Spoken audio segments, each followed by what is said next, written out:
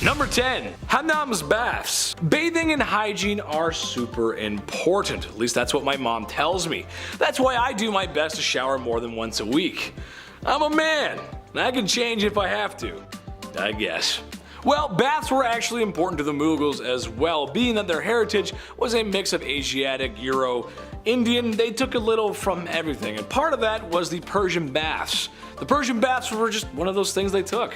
Called hammams. I hope I'm saying that right. They were social spaces to have baths, stay clean. It was very important back then. Now, bear in mind, if you will, I know some folks at home have issues with public pools because, well, you know, they're full of nastiness and, well, you'd be right, but today we have things to fight that. Imagine sharing bath water with the entire city and no one is wearing swim trunks. There's no chlorine pucks, vaccines are at least 1,000 years away, and diseases are rampant. Oh, and there's no toilet paper. Jump in, kids, the water's fine, it's nice and fun. Can you imagine? Imagine if I was in the water. You wouldn't want that. That's no good, that's gross. Ew, ew. Number 9, Babur the writer. I can relate to this quite a lot, actually. So Babur, the mighty warrior and king who brought upon the Mughal Empire, was a man to be respected. Or else it could wind you up in some serious trouble. I'd say hot water, but it's more like stinky bath water.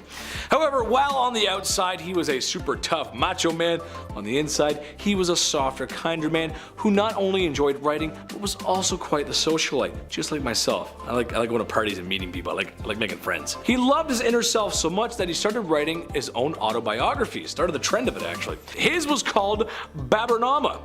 Good name, I like it. And it detailed major events from his life. On the outside, Adam may look like a nerd, but on the inside, he's one of my dearest friends. I love Adam, he's a great guy. So he does something nice. Usually we say something rude, but I said something nice this time. He's a great guy. Number 8, Akbar's tolerance. Medieval times. It's safe to say that these times became to be known for their religious persecution. It's kind of how it went. Queen Mary made a career out of burning heretics. Slightly disagree with my church, Protestant, even though our overall arcing beliefs are founded in Christianity, and the only thing that separates us is a list of beliefs that really we can work together on? I don't think so. Away with these heretics. Yeah, that's kind of silly. Well, all long-winded jokes aside, for being a medieval king, Akbar was actually very tolerant of others' religious beliefs. This tolerance of others' beliefs actually aided the Mughal Empire in expanding to other sovereign areas of India, making them a lot stronger than they really should have been. Number 7, the melting pot. Okay, so it's late at night and you haven't been grocery shopping in over a week. Guilty. You're too lazy to get up and get groceries and you work early tomorrow anyway. Ugh, sucks. However, you're also too motivated, or cheap, to not order takeout, so that's when you raid the cupboard like a teenager looking for munchy Pop-Tarts. You know the feeling. You start throwing everything in a pan and seeing what sticks, throwing in spices that you haven't used in a month. After all, it's said and done, you're left with, well, whatever the heck that is. The verdict though, is actually pretty good. What am I talking about? I'm talking about the Mughal Empire's religious melting pot of religions. I said it twice, but it makes sense. Another point to add here is Akbar's acceptance of other religious values was him coming up with his own called Din-i-Ilahi, which was the best part of Islam, Hinduism, and other smaller religions in the area. You'd be surprised how well those work together. Number 6, Shah Jahan's reign. A lot of times throughout history, the Mughal Empire kind of gets looked over. Most likely because of British invasion and because, well, the British took all their loot and art and national treasures and they're sitting comfortably somewhere in a British museum. But you're not getting them back, they're ours now. But that's the point. The Mughal Empire was no joke, and at one point in history may or may not have been the wealthiest empire on earth. A center for writing, arts, crafts, and treasures. They had the highest GDP in the world at one point. That's pretty impressive. Makes sense in how they could afford to build places like the Taj Mahal that apparently change color 3 times a day because of the sun and its pure white construction. Makes a lot of sense when you add it up. Number 5, Joan of Arc. Finally, a woman in the Middle Ages. Who'da thunk? Joan of Arc was considered and still is revered the heroine of France for her role in the Siege of Orleans during France's 100-year war with England. Joan of Arc, a peasant with faith on her side, had believed that God had chosen her to lead France in victory against England and had spoken to her since she was young. At only age 17, she had stolen men's armors, a white horse, and like a Valkyrie riding into battle, she had convinced an entire army that she was appointed by God to win. And then did! That's the most badass thing I've ever heard in my my entire life. After such a miraculous victory, her reputation spread among France, and upon her capture and death at 19, the Maid of Orleans herself would forever live on as one of the greatest saints and symbols of the country of France. Number 4. Henry V. Another war? All these people do is kill each other. Does anyone fish? Or golf? No one, huh? Just swords and heads, swords and heads. A history itself. This time, England beats France. King Henry V, Prince Hal himself, leans into his kingly duties, demolishing France in what Shakespeare would delve into years to come. The Battle of Agincourt is one of England's most celebrated victories and was one of the most important triumphs in the 100 Years' War. Then should the warlike Harry, like himself, assume the port of Mars, and at his heels, leashed in like hounds, should famine, sword, and fire crouch for employment. Henry V, prologue. Good stuff. How come these guys didn't just like rap battle or play soccer or something? Like, an arrow right through the chest is way worse than a red card, just saying. Hey, speaking of soccer. Number 3, mob football. I'm not talking about the mafia. Put 1,000 on Brady, would you? I'm talking about mob football, also known as folk football. It's just like our modern day soccer. Town versus town. Except it has an unlimited amount of players. And there's only 2 rules to the game. Get the inflated pig's bladder over the opposing team's lines on the other side of town, and no murdering. I mean, I guess this is closer to rugby? Yeah, this is literally just rugby. This game was played competitively and eventually outlawed at Oxford University in 1555. Just a guy named Jeeves in a polo. Oh yeah, I play mob football at Oxford. Yeah, I'm also in a frat. This game got so out of hand it was banned numerous times in England. There is great noise in the city caused by hustling over large balls from which many evils may arise which God forbid. We command and forbid on behalf of the king, on pain of imprisonment, such game to be used in the city of the future. Thankfully this game has calmed down over the years and now has become the most popular played and watched game across the world. Go Liverpool! Number 2, the printing press. The printing press is a machine that was designed for the mass printing of text, mostly in form of books and newspapers. With an unknown date of origin, first invented in China, this machine, designed in the 15th century by Johannes Gutenberg, was a revolutionary new form of writing which would only change the direction of history with the mass production of uniform text. Long story short, people didn't have to get the world's worst wrist cramp writing Hamlet over and over again. To be, or not to be, 86 more folios?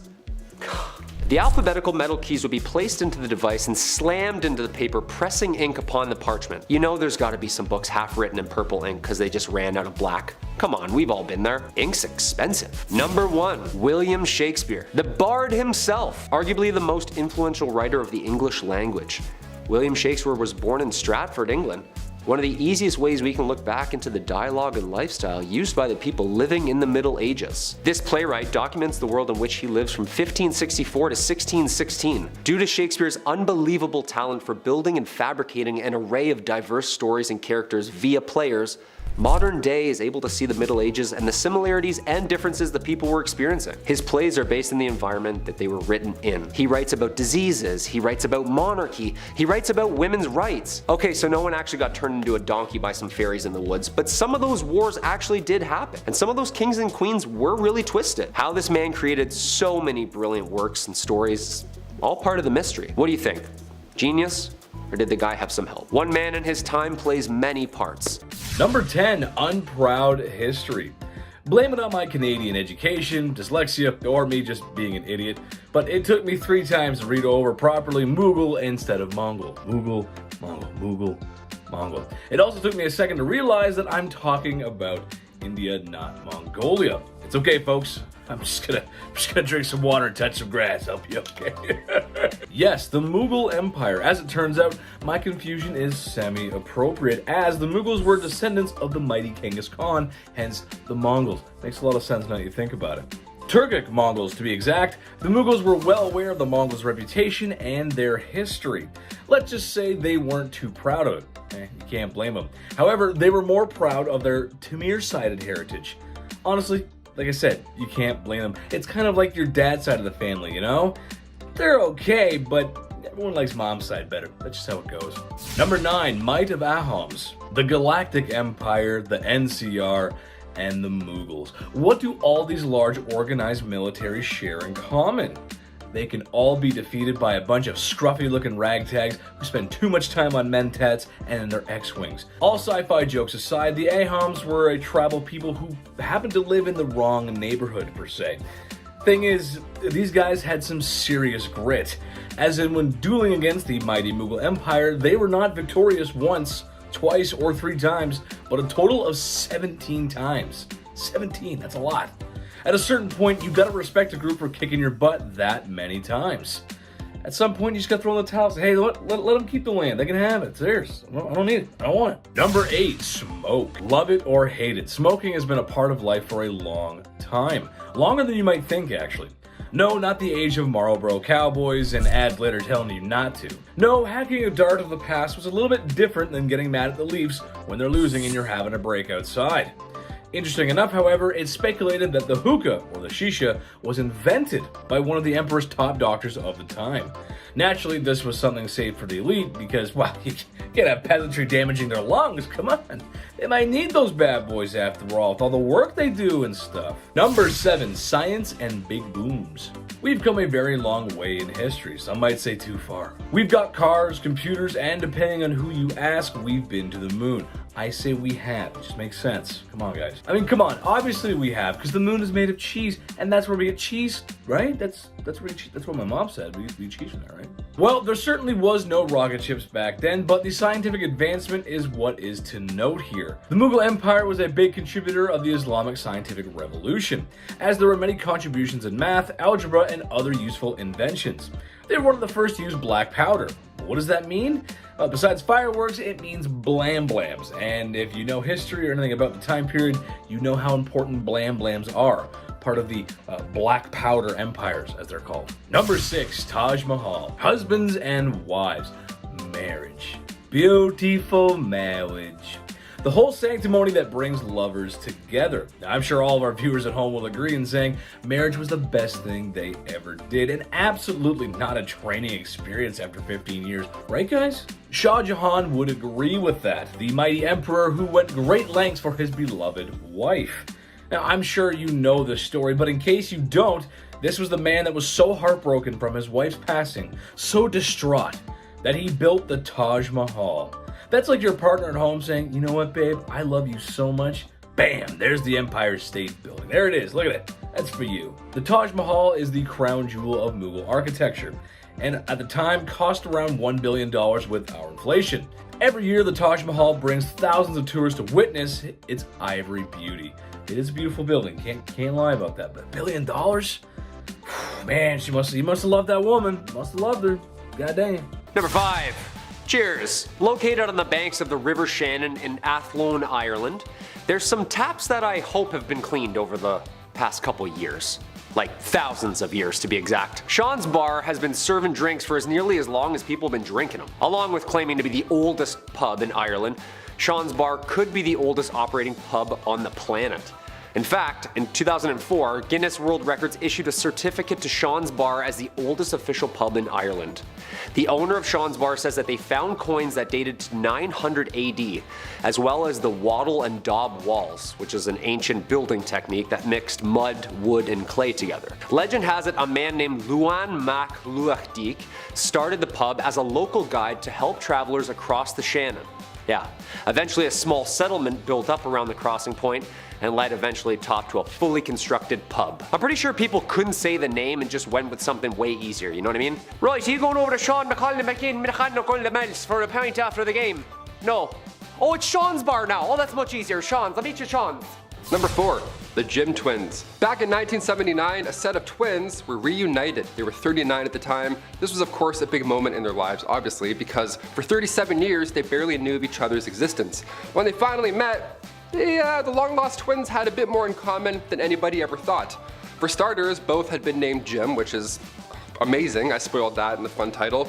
But their adoptive parents both named the lads Jim. That's crazy. And both Jims loved math and carpentry. Both also had jobs in security at the time of their reconnection, and their ex-wives were both named Linda. And they'd since married a woman both named Betty. I don't know, this is kind of too parallel university for me. Imagine meeting another you, and he's like, yeah, I love surfing and IMAX movies. What are the odds? Like, how specific is this? Are you kidding? No way, that's for sure an alien. He's a Skrull. He's an imposter. Get him out. Number 3. The Brown Sox. The Great Molasses Flood, aka the Boston Molasses Disaster, was an event that occurred January 1919 in the North End neighborhood of Boston, Massachusetts. Happy New Year, everybody. Time to get sticky. Yeah, apparently weather temperatures had risen in Boston at the time, and the mixture of cold and hot molasses together mixed, due to the thermal expansion already inside the tank, eventually burst open and collapsed. Yeah, surf's up, dude. 2.3 million gallons of molasses, actually, weighing around 13,000 tons, and resulted in a wave of molasses about 25 feet high. Yeah, just rushing through the streets at an estimated 60 kilometers an hour. Sadly, killing around 21 people and injuring about 150. Yeah, yikes. The event entered local folklore, and residents claimed for decades afterwards that the area still smelled of molasses. Yeah. Boston Brown Sox. How did we miss that? That would have been great. White Sox, Red Sox, Brown Sox, no.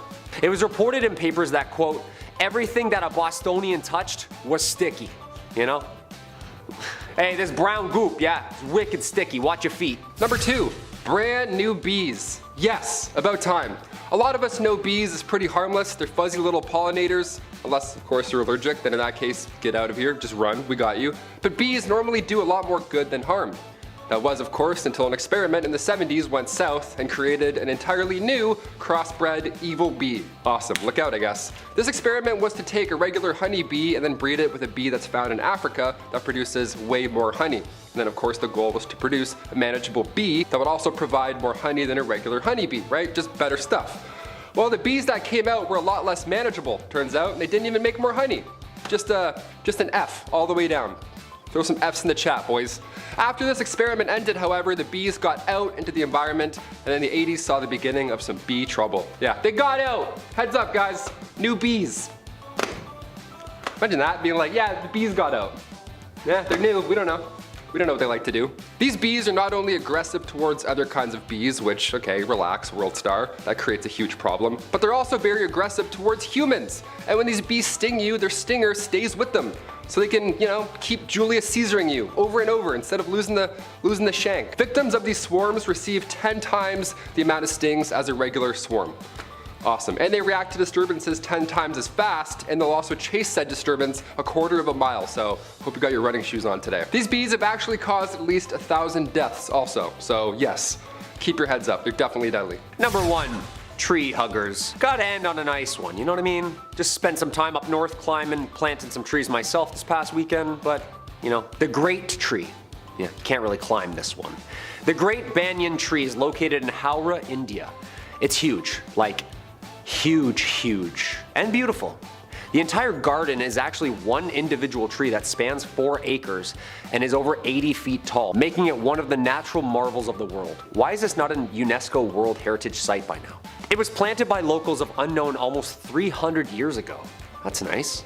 The old great banyan tree has roots that cover vast distances. Yeah, just for some numbers here, that's as wide and round as a Walmart.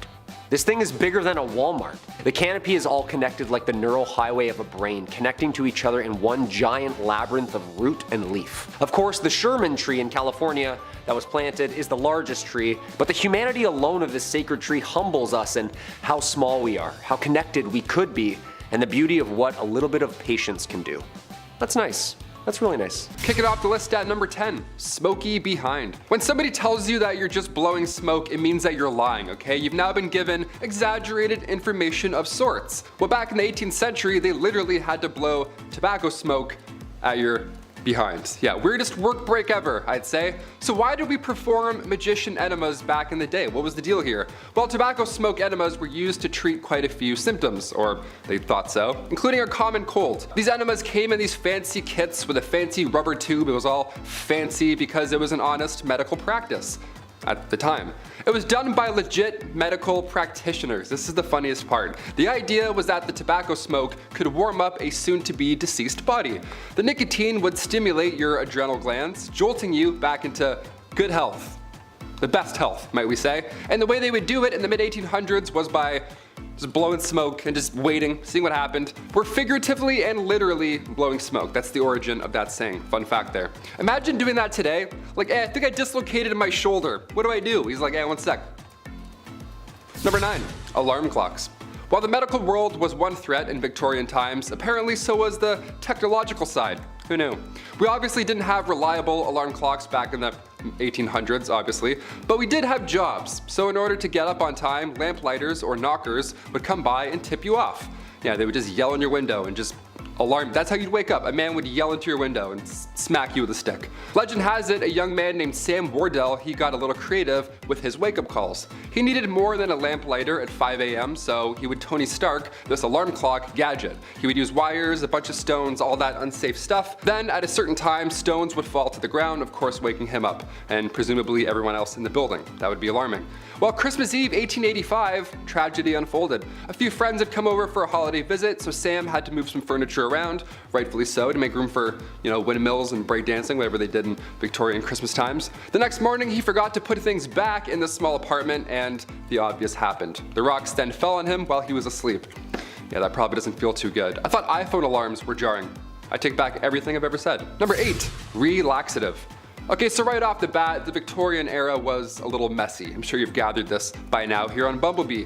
But these messy new illnesses were putting lots of pressure on medical practitioners, so they were desperate for these new treatments. We laugh at Victorian medical treatments, but they tried, okay? They at least tried. They also achieved many medical breakthroughs as well. But when it comes to handling chickenpox in the Victorian era, well, that wasn't one of them. That was not our finest hour. Chickenpox in the Victorian era was being treated by using laxatives. Yeah, let that sink in for a moment. I have chickenpox. What should I do? Well, try some laxatives. Yeah, folks would slam some castor oil and then, ready for this? They would get even more sick. Who would have thought? You thought you were uncomfortable before, castor oil. Yeah, chug that, and then now you're even weaker. Now you're dead. Number 7, backed up. Let's say it's the Victorian era and let's say you're constipated, right? It happens, Well, bad ideas will most likely follow, if you didn't already guess that. According to Merck's 1899 medical manual, small amounts of strychnine were prescribed to those who were constipated. Yeah, the strychnos nux vomica was thought to better the gastric functions. Even a small amount of this stuff would attack your respiratory system. You'd contract, you convulse, it's horrible. It'd be a painful way to go out. It's much, much worse than being constipated. Any day. I would much rather be constipated than any type of strychnine. Are you kidding me? Number 6, leeches. I grew up with hearing problems. I've been around the block with earaches, ear infections. I had ear tubes numerous times, all that jazz. So I feel really bad for the folks in this next one, okay? I hear you. Pun intended. In the Victorian era, medical practitioners would say to use leeches for your ear infections. That's the number one trick they don't want you to know. There it is. Once they're attached to you, the idea was that they can numb pain while at the same time providing proteins and peptides to its host. So on paper, again, the idea made sense. But the science didn't quite follow, did it? It wasn't entirely hopeless though. Recently in 2004, the FDA reintroduced leeches to the medical world, because their bite can break up blood clots and induce blood flow. So it's not entirely hopeless. We talked about leech collectors on this channel before, so of course we have to talk about more of the science that they were hoping to achieve with it, right? Also, I worked at a retirement home when I was 16. I thought that job sucked. Imagine being a leech collector? No way. Number 5, the potato famine. Potatoes have been a staple of many cultures' cuisines for centuries, partially because of their ruggedness, easy to grow attitude, and not only filling, but very delicious. Ooh, let me some fries. Good box of hot fries and some salt, baby. Let's go. Well, 1845 Ireland was a wee bit different as a fungus outbreak was taking hold of the mighty potato harvest all over the country, thus creating a large famine that would see 1 million people or more perish in a large famine. Queen Victoria tried to help but was extremely ineffective, and by help, well, I mean the same effort I put into reading books assigned to me in high school. Sorry, Miss Middleton, I used Cliff Notes. I'm sorry, I did. I'm sorry, I love you, Miss Middleton, you're the best. But I read like 10 pages out of the book, so that's gotta count for something, right? Right? Number 4, the Napoleonic Wars. Like World War I, this time can be stretched to include Victorian England. Why is this event so dark? Well, because Napoleon wasn't going to stop. France had recently discovered what freedom was, and sacre bleu, it tastes amazing! And they overthrew their government. Napoleon surprised everyone by being an amazing general. Dude took on multiple nations at once, and won multiple times. It's extremely impressive. However, in a classic case of went to his head, he became the leader of France and declared himself the first consul of France, or emperor in other terms, and started stripping away rights, especially from women, which sucks, like a construction worker who kicks off his boots at 5 p.m. I know you're out there. You guys just kick them off. Just get rid of them. Those boots, they're stinking. He invaded other European nations and was on a path to destruction until the international community put a stop to it. They said no more, dude. Number 3, dirty. It's dirty, innit? Oh, it's dirty. It should be noted that the streets of Victorian London were not clean at all. Maybe the filthiest ever. It was so bad that in 1858 the Great Stink occurred, which basically was all the refuse and filth piling up in the River Thames. Combined with a heat wave in the summer, the issue had literally been mounting for years and now would come to an offensive bubbling over. Oh, that must be awful.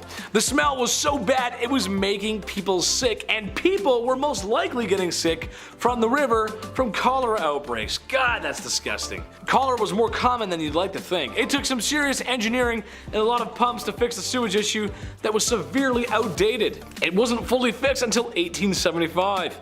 Keep your soap and your hand sanitizer nearby, folks. It's gonna be a little greasy. Number 2, ladies of the evening. Oh yes, the streets of Victorian England were filthy, alright. And if every street corner was a lovely lass furloughing her dress in hopes of luring in a customer, as they say, oh yes, she shan't have to wait long, as this type of business was more common and profitable back then than you'd really like to think. Personally, I don't see why it is illegal, or still is, especially if it becomes regulated. I mean, why not? Let them do what you gotta do. However, it was bad. There was a lot of sickness and bedroom-related sicknesses. It wasn't good. It was horrible. I just fell off the box. Sorry, I'm an idiot. Number 1, Jack the Ripper. Oh, not much I can say about this guy that YouTube won't let me say, so here we go. The first serial unaliver to do what they do in the pale moonlight. The streets of Victorian London were crowded, dirty, like I said, and oftentimes chaotic, so for a true psychopath like Jack to exist only makes sense. He was kind of a ghost. He was responsible for the passing of several women who worked the streets and, well, they were really violent crimes. We can't show you, but we'll show you a picture of Jack in a cloak or something, maybe in the moonlight or something like that. The worst part is he was never caught, like ever. We never got him. Or he was a she, or he was multiple people. We just don't know. There's many theories, but because of technology at the time and crime solving things, we didn't get him. Number 10. The Doomsday Book, 1085. The Doomsday Book was created under William I, also known as William the Conqueror. Like, you're already the first, man. You don't need 2 names, come on. This guy basically drew up a book to document people's money so that he could tax them. Oh yeah, this is the very first time surveyors went town to town and recorded how much money you would owe for simply just doing you. Men would show up at your house asking how much money you made and document your spending habits. 5 shillings on groceries, huh? Okay. And 5 on that phone plan. Look, tax season's coming up, Arthur. It's not looking good, man. Talk about a bunch of crooks, huh? Imagine owing someone money for just trying to make an honest living. Yeah, thank God that didn't catch on, right guys? Oh, speaking of, I gotta phone H&R Block. Number 9, The Crusades. A 3-part miniseries spanning over 200 years. These bloody and ruthless wars were battled between Muslim and Christians for the proprietorship over sacred sites and the land in the East Mediterranean. A 3-part miniseries spanning over 200 years. These bloody and ruthless wars were battled between Muslim and Christians for proprietorship over sacred sites and land in the East Mediterranean. Wars that resulted in 6 million deaths. The Knights Templar, a brotherhood of highly trained soldiers horseback bashing their way through the East. These guys were the real deal, almost like the Navy SEALs of their time. We've seen these paintings.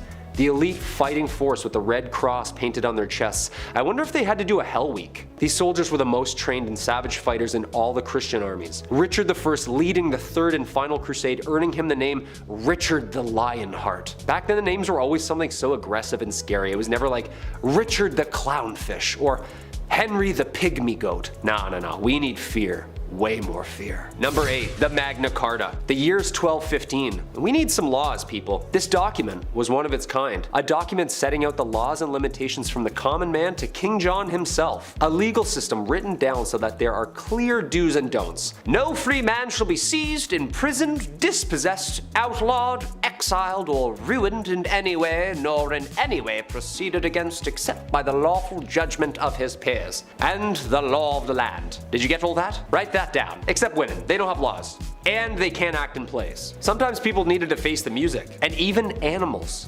Huh?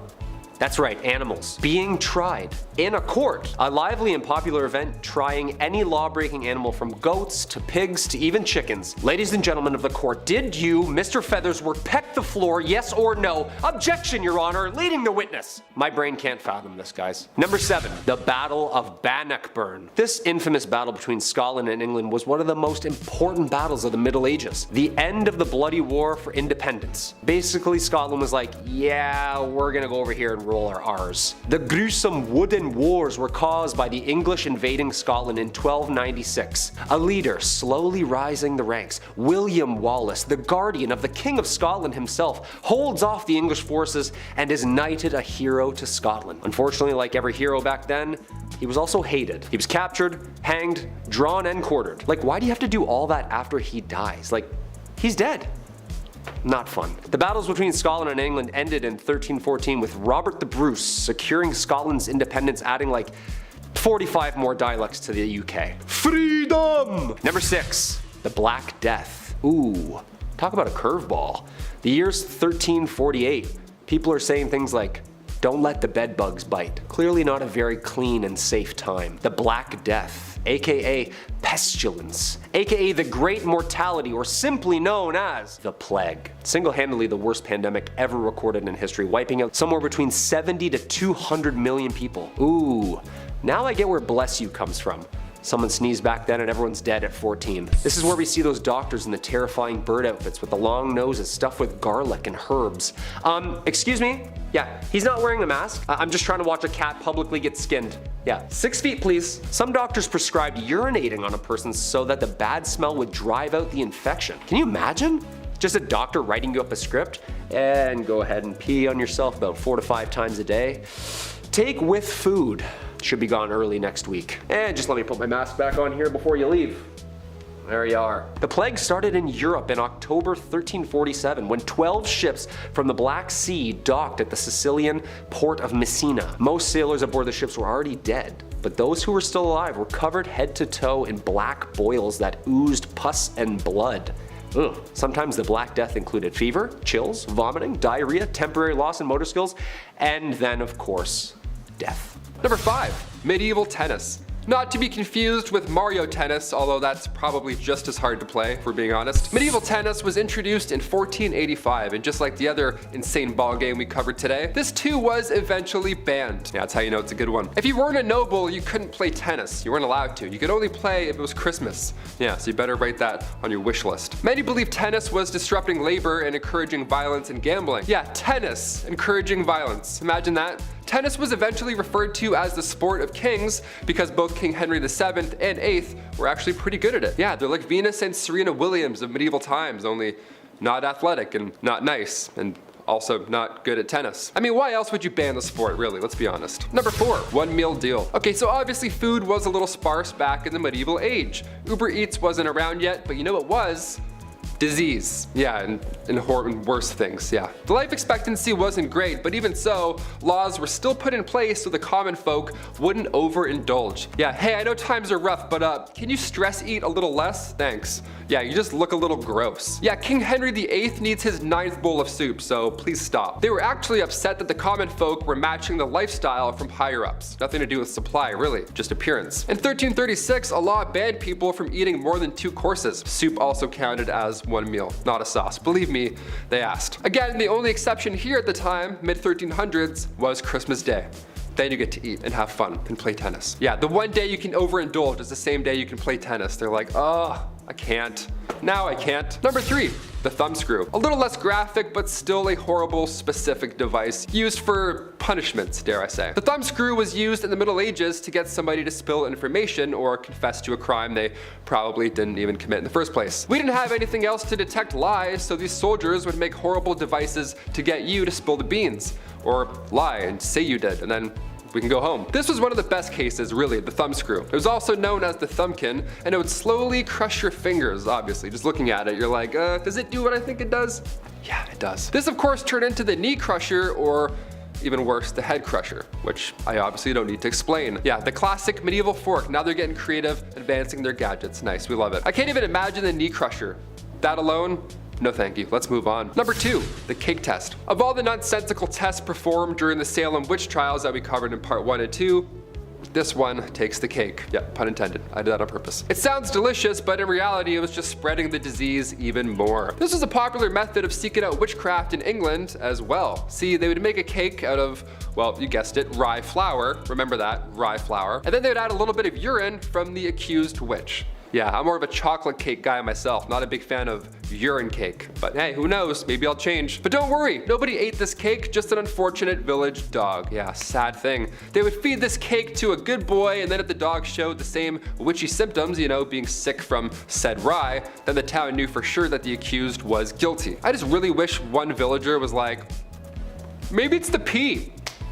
I'm just saying. Number 1, rats. Another Game of Thrones classic to finish off our horrible part 3. If you're a rat person, I know there's a lot of people who do tricks with their rats and stuff, that's great, but cover their little eyes for this one. This is horrible. Get them out of here. Rats were used as a medieval punishment. Where do I even start with this one? It was a punishment for the rats too, really. This is a 2-for-1 when it comes to pain. What was once called a rat trap involved a man being tied down to something, and then a metal enclosure or bucket being strapped to his abs or his chest. Inside this enclosure, there are rats, which the strapped down person can feel walking around in their skin. And then that's when the person, and still in the punishment, begins heating the other side of the metal enclosure, and historically hot coals were usually placed on top, which of course very quickly creates a hot environment for the rats inside. And many of you see where I'm going already, and you're like, ooh, yep, it's gonna happen. From here, the rats begin to frantically search for a way out, the softest way out, because just like us, they have survival instincts. And the metal enclosure is too hard to bite into, but a human's flesh, that's definitely not. Horrible, huh? Yeah, that's history. Number 10,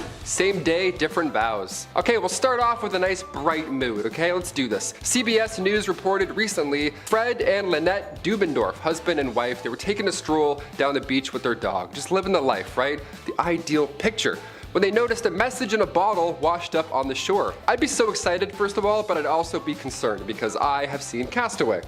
Could be anything in there, I don't know. This message could go one of 2 ways, but either way, I'm reading it. What's going on? Could be from Survivor, you know? It could be from an island. Taylor, Travis spoke.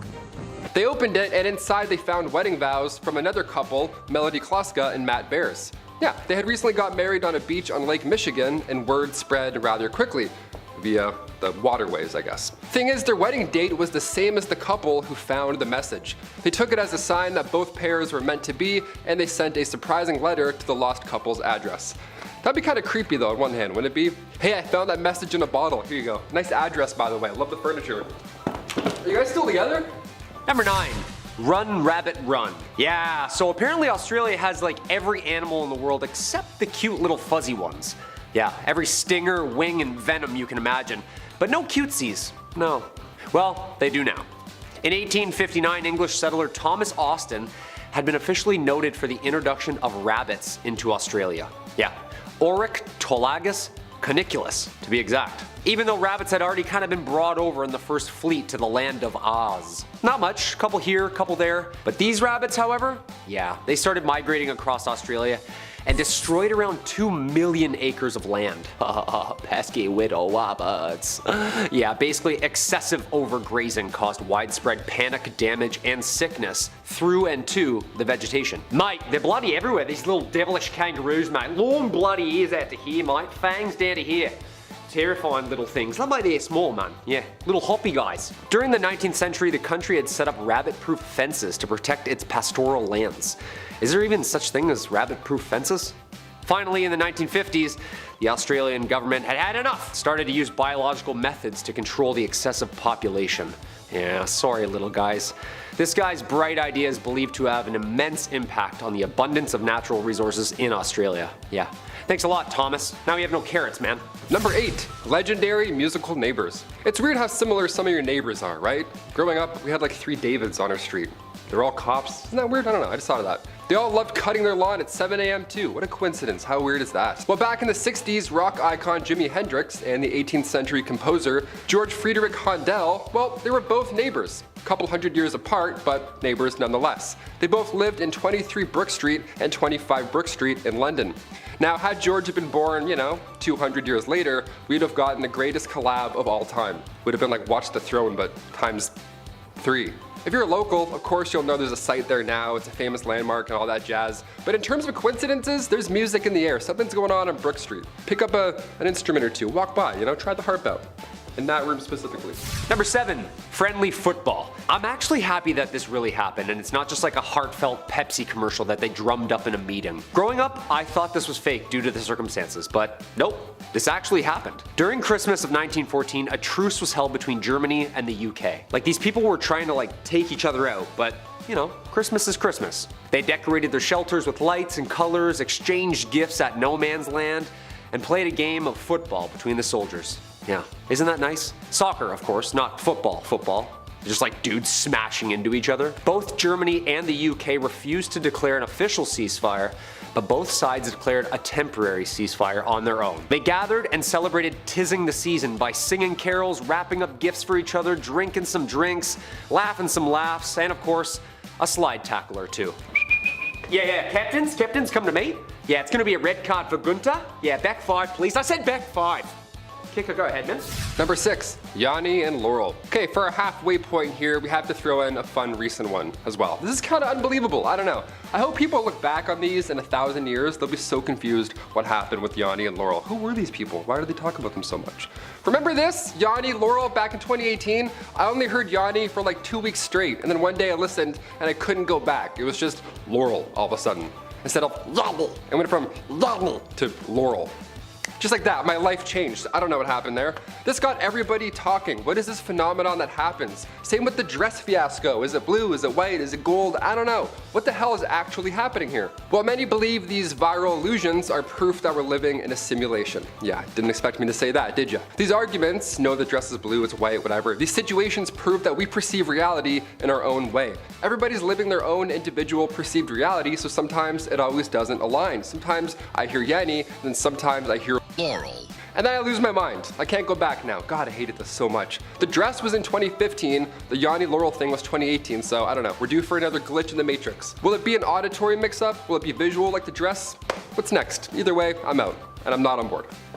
Also, it's blue. Oh look, it's the D-Bags day off. Camp staff, check out this jolly-go-lucky group. They got the day off of work because the weather was nice for the first time in a long time. During the wartime, that must have been awesome, especially being young. Finally shirk responsibility, maybe go get a pint, have a picnic, hang out with each other, maybe get a little frisky, lavishing in the sun. I'm done looking at them. In fact, I'm sick by having to look at them. When that group of people isn't to have lighted and silly summer fun on a day off, they're going back to their jobs at the camps of World War II to do exactly what you're thinking they would be doing for work when I say they work at the camps of World War II. And they enjoyed it. This wasn't one of those mandatory war jobs or excuses you can make up for following orders. These young adults, who may as well be the grandmothers, grandfathers, or great-grandma or pa of people even watching, chose to do this job and actively enjoyed it. So this is a good reminder it's not that far in the past, and these people most likely took lives shortly before or after this photo was taken.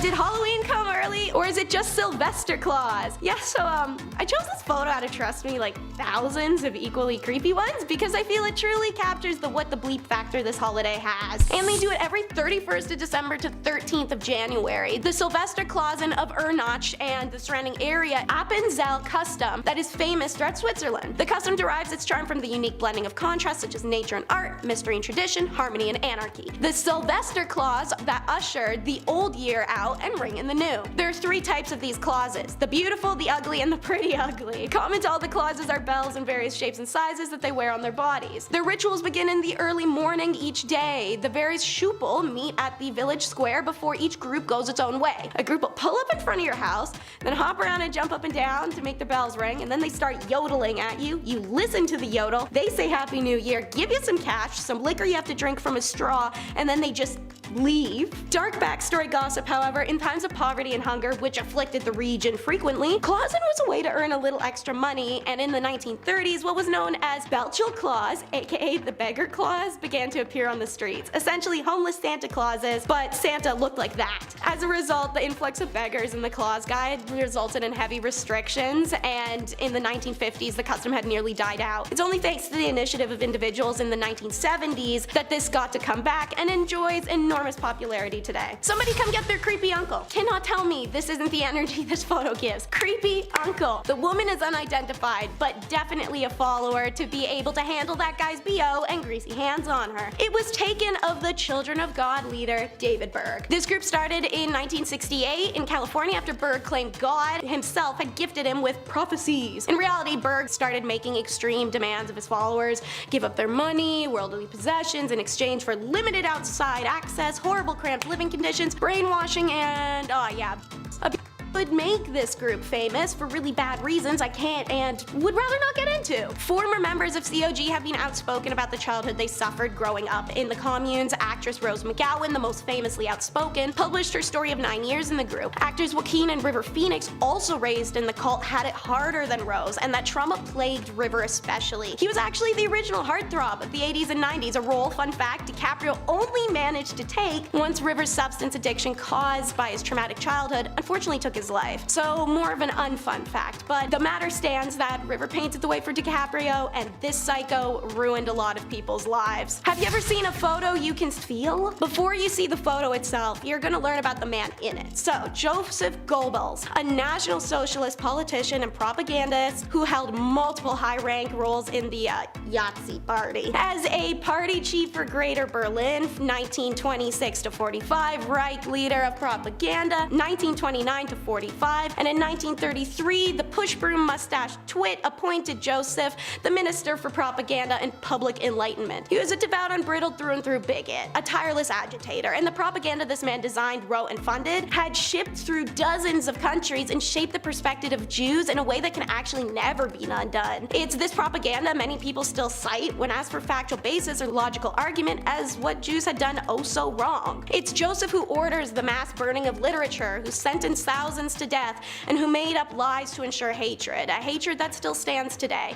And I want you guys to see how he looked at them. So here is the photo, finally. This is a picture of Joseph Goebbels taken only seconds after he found out the photographer was Jewish. In this photo, you can feel it, and it's effing terrifying. And now, the last photo is from El Monte, 6 May. That's the date written on this photo from the LAPD Collective, and it's the only other photo from said collection I chose to put on this list aside from the holes in the car window. As follows is the photo and James Elroy's written description of it. This is a detective modeling a mask worn by Baxter Shorter's crew. Shorter was in a gaggle with Emmett Perkins, Jack Santos, and Barbara Graham. The three of them then killed an old woman named Mabel Monahan on 9 March 1953. Shorter was appalled by his gaggle's violence. He ratted the others out, and Santo and Perkins kidnapped him in front of his pad on Bunker Hill, took him to the mountains, and killed him. Shorter had a sister that lived in El Monte, and they were hunting through it for evidence. This mask was in her pad. James Elroy. If Mabel Monahan's former son-in-law Tudor Scherer hadn't been a Las Vegas gambler, the 60-year-old widow probably would have never been killed. Also, if she didn't stay friends with him after he divorced her daughter, that'd probably have helped. But she did, and people found that weird. So there had to be something at play, right? Maybe Scherer trusted her so much he stored his 100 grand floats there. Ex-cons Emmett Perkins, John True, and Jack Santos think that, and they plan to take it. Barbara Graham joins the group to be their key into the door. Mabel takes a while to open up, but Barbara persuades her with the story of a broken down car and pleas for the phone. Mabel was reluctant, but the young woman was alone, and the widow knew firsthand how scary it could be for a woman to be on her own at night, so she let her in. And in comes John True, Jack, Emmett, wearing rubber masks. We're gonna take a pause. Ladies and female presenters, our own sex does not guarantee our safety, and you can't predict anyone's intentions. Please trust your gut if it says don't open that door. Mabel is struck on the head, left gagged and bleeding in the hallway. The group ransacks her home for a safe that never exists and panic when there is none, so they just leave her there. Mabel is dead for 2 days in her home before she's found. The investigation into the slaying of the Burbank widow began, and it was a long one, filled with drama. In the end, the four are charged with conspiracy to commit burglary, robbery, and M-word on June 3rd, 1953, in the death of Miss Mabel Monahan. Number 10, Queen Victoria's passing.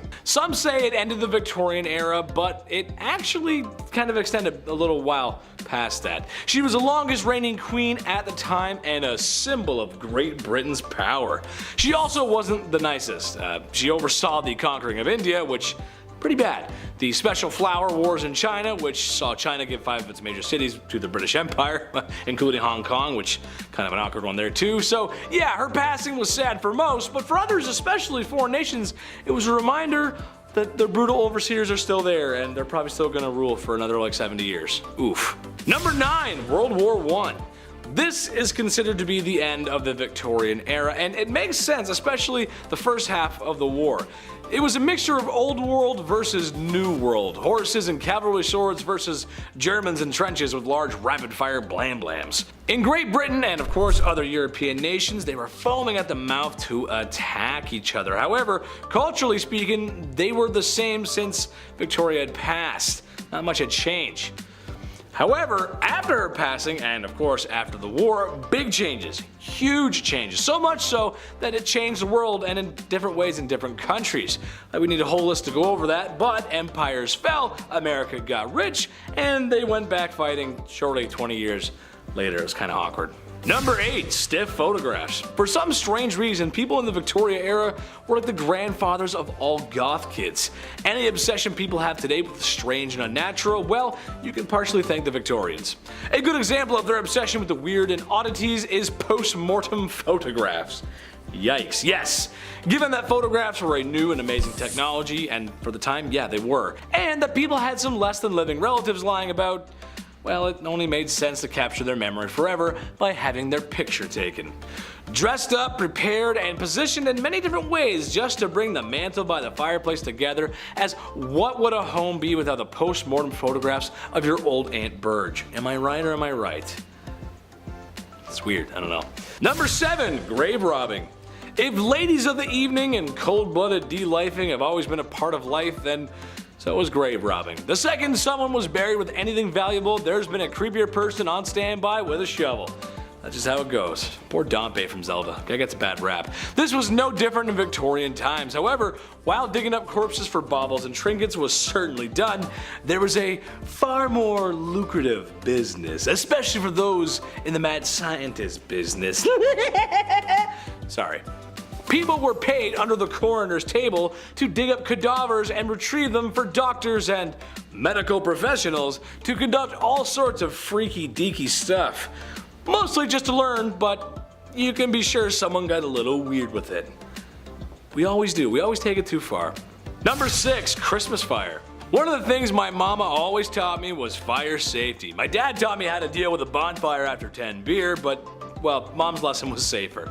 Never leave the stove unattended, put candles out when you're done, and know your fire escape plan. You gotta know it, you never know. While this event may seem like a wholesome family fun on the holidays, I get anxiety just thinking about it. In Victorian times, families would play a game at Christmas called Snapdragon. You get a large dish or bowl or cauldron, I guess, large enough for everyone to gather around the table and fill it with a whole bottle of brandy. Then pour in some dates and large raisins. Then ignite said brandy ablaze and try to grab the blue flaming dates without getting burned. Folks, this is a time before modern firefighting techniques, burn medicine, and houses are just really close together. So one good fire could take down a whole block, maybe a city. Not a good idea, don't do this, don't recommend. Look, Mom, I got the flaming raisin and now the curtains are on fire, wow! Number 9, famine. So related to the last point, in a time in history where there's no industrial agricultural sector, greenhouses, and those grow lights that you're totally not growing the devil's lettuce with in your basement. Yep, that's right, I know about it, nice try, I know. Growing food can be difficult. Weather, pests, disease, harvesting a full crop is both rewarding and difficult. Well, since the dust cloud had blocked out the sun for 18 months, that meant the crops were not reaching their full fruiting potential. This cloud of dust again most likely came from volcanic eruptions and is speculated to have even dropped the temperature a few degrees. God, that sounds awful. Number 8, the plague. Man, this is really shaping up to be the worst year ever. We thought 2020 was bad. Also in the year 536, there was a terrible plague, known as the Justinian plague, or really, it's the Black Plague, but it's first round of it. As if having the sky filled with smoke and no food wasn't worse enough, people were dropping left, right, and center. Literally, they couldn't keep up with the body count, apparently reaching thousands within days. That's bad. You don't like, that's not good. You don't want that. There were so many bodies that it began to stink up Constantinople. The bodies were thrown into the sea, but they kept resurfacing, which God, that's so gross. I can't even, I'm gonna be sick. So Emperor Justinian ordered the bodies removed from the city, which oftentimes led to the body carriers themselves succumbing to the disease. Too bad they're years away from some Purell and a mask. You know, just some good old something to sanitize the hands with, you know? Jeez. Number 7, winter. Canada. Winter, snow. For about 7 to 8 months out of the year in this country, it is cold, snowy, and cold weather. Right, Chris? Oh, yeah. Mind you, we do get nice summers here, it's just a little bit of a trade-off. So when it snows here, even in May, it's not that much of a surprise. However, when it does snow in places like Texas, we tend to take notice. This was the case in 536 China and in places in Mesopotamia, where during the summer months, there were reports of snow, which is really bad, especially if you're trying to grow food. I mean, there's no snow shovels, no plows, and no Timmies. Canadians, how would we even function without a double-double on a cold, miserable morning? All Canuck jokes aside, it was quite devastating to the regions and just adds more to what really must be the worst year ever. Number 6. Time to get oot. I am many things. Canadian, moderately funny, and a second-rate John Candy or Chris Farley. I love them both, but it depends where you're from. If you're Canadian, it's John Candy. If you're American, it's probably Chris Farley. What I'm not is a quitter. I'm a soldier, a fighter, a trooper, and I hustle my bustle, partner. I'm not shy to turn away from a challenge, and I strive to figure it out. Now, that doesn't mean I'm not afraid to throw in the towel. Sometimes you gotta know when to pull back, reassess, and most importantly, come back. If you come back, you never really quit, did you? If you come back, you're good. Take for an example some towns in central and eastern Sweden during 536 who abandoned their towns. No one is really sure why, but these towns were abandoned, obviously. Not that it's easy to run a town, because trust me, I play city builders, I would know, but it's speculated that already cool temperatures could have been made worse by the volcanic ash that covered the sky. Ooh yeah, you wouldn't want cold temperatures getting worse back then. Bad for you. Number 5, hysteria. Okay, so what's the first thing people are gonna do when the skies turn to ash and crops perish and it's cold? What will we do? Band together and fight through the elements as humans because we are stronger together? Big prank! No, we panicked and had mass hysteria. And it was our fault and God was punishing us for our sins. Or at least one story from Egypt, that's how the story goes. Sure, I guess this is all bad luck, and it would seem like divine intervention to people back then, especially with the sky being so dark for so long. That does seem like something God would do. And if you think we still don't do that, well, wind the clock back 2 years ago, my friends. Remember when toilet paper was running low? That, my friends, is textbook hysteria. But then again, you know, having a dark cloud in the sky is alright, but there'd be a lot of dark clouds in your pants, you know what I'm saying? You wish you got toilet paper, you know what I'm saying? Number 4, more volcanoes. What's worse than having a volcano cause all these issues? More volcano eruptions! Yeah, let's go! Yeah, again, no one is sure if there was a specific one that was causing all the issues, but evidence in Iceland suggests that there were at least 2 volcanic eruptions. There's other evidence that suggests it could have been all the way in El Salvador and even North America. A lot of folks just don't realize how catastrophic volcanoes can be, but if you ask somebody in Pompeii, they would tell you. These extra eruptions plunged the earth into what is sometimes called the tiny ice age, as temperatures severely dropped. Well, a couple degrees can make a big difference. It sounds bad, but a couple degrees can. All I'm gonna say is that comedy comes in threes. I'm surprised there wasn't a third eruption. Why is the ground shaking?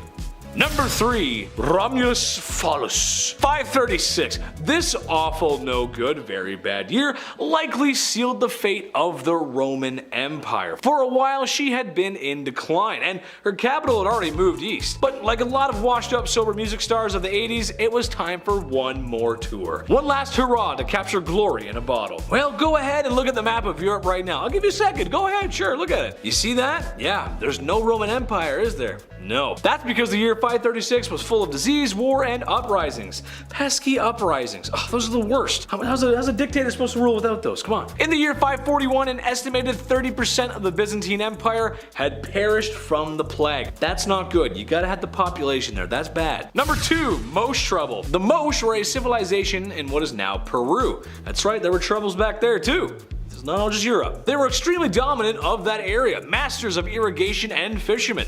They made their food stockpiles big, and they were a force to be reckoned with. Had a pretty decent economy too. Well, due to some weather changes in the area, the water temperature rose. Too much. The fish that the Moche relied on for food and economy were now gone. And when you're a single industry empire and that industry goes away, well, it's gonna hurt. This led to massive starvation in the Moche. Funny enough, all this climate change in the Saudi Arabian Peninsula, I know we're jumping all over the place here, but it was good. The climate was okay. They saw more more rainfall, allowing for better crops, which allowed them to bring more camels. More camels means more soldiers. More soldiers means more conquering. It's crazy how it works like that. Number 10. Decemviri, the law of 12 tables. Well, actually the word means 10. 10 men, actually. Those special 10 would be the appointed men who would consider themselves the first ever lawmakers. The earliest attempts to create a code of law was the Law of 12 Tables. A commission of 10 men, or also known as the Decemviri, was appointed 455 BC to draw up a code of law-binding rules on both patrician and plebeian, which would be strictly enforced. Some of these laws included simple laws like, you don't break your word. If the army or king calls on you, you gotta go. And of course, if you hit or hurt someone, you get hit or hurt back. And you owe us some money. This system was the first in its place, holding people responsible for the things that they did and said in Rome. Strategic, fundamental, and important laws like, hey, no crying at funerals, alright? You burn my corn, I'm gonna burn your corn, and I get to burn you. And yeah, no meetings at night. It's dark. Okay, so they missed their mark on a couple of them, but a couple of those laws still stuck around. Number 9. Field surgery. The Romans were fierce on the battlefield, but they were also extremely handy. Who would have thought? This was the first time in history where quick surgeries were performed on the battlefield under the leadership of Augustus. Not Augustus Mayhew, it's a different Augustus, but he's also really helpful, like one time a year. Ancient Roman medics invented hemostatic tourniquets and surgical clamps. Yeah, guy invented clamps. Imagine that on a resume. Roman field doctors would also perform physicals on new warriors. Yeah, they would also combat the spread of disease. Although they were going to war and were constantly being patched up, the Roman military would often live longer than the average folk, because these military men were constantly being disinfected. They were checking their camps all day. Masks are hard in 2020, but the Romans were disinfecting the Colosseum. Nice, we'll get there one day. Maybe. Number 8. The name Rome. We kinda got into this a little bit about those brothers Remus and Romulus. This barbaric history is loose and from many sources, so I'm gonna kinda sum it up into broad statements. Two brothers, didn't like each other, kept fighting, raised by a wolf and a bird. That's pretty much it. We have seen what these two have looked like. Every statue and painting of these two is always like one of them stone cold Steve Austining the other one. One built a wall and the other mocked him and jumped over that wall, and then there was only one. I feel like I made a sandcastle once and Taylor stepped on it, and I can absolutely see how the city was formed. Flawless victory. Yeah, that sounds like brotherly love to me. Rome deriving from its name Romulus, the victor in this legendary sibling quarrel, giving the city its official name. Hey, you got the god of war as your dad, and the mother of all gods and goddesses as your mom, there's gonna be some feeling of purpose just lingering around. Guess I could just make a wall. And with a couple drywall holes later, with the death and defeat of his brother Remus, Romulus claimed his position as king and named the city after himself. Selfish much? He ain't heavy, baby. He's my brother. Number 7. Daily acts. In a time before Twitter or Facebook, how else do we get our fake news, right? How do we share our aunt's nonsense? How do we do it? 131 BC, this marked the first time a newspaper was ever used. Well, they're referred to as daily acts at this point, or acta diurna.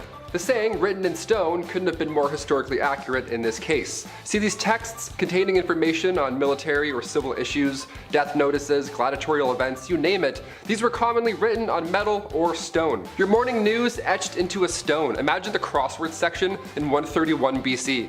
Hey honey, who's the neighbor in Simpsons? Flanders, nice, that's it. Ping, ping, is that an F? Ping. It took time and effort. It was exhausting just to get one notice out to the public. So you best take these notes seriously, okay? Imagine YouTube comments written in stone.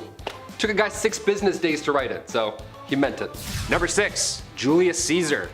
Julius Caesar was a Roman general and statesman, a member of the first triumvirate. Caesar led the Roman armies in the Gallic Wars, which, well, we've seen and heard about these battles that Julius Caesar led. It's the organized outfit of shiny metal and red, moving slowly and swiftly through the Gauls like a man-made tank before defeating his political rival Pompey the Great, another military leader, and also the husband of Caesar's daughter Julia. Okay, there it is, yeah. That's why he became his nemesis. Political differences. Yeah, Due to these ongoing internal civil wars between the two leaders, Julius Caesar eventually killed Pompey in battle and became dictator of Rome. This was until his assassination in 44 BC. Oh, mighty Caesar, dost thou lie so low?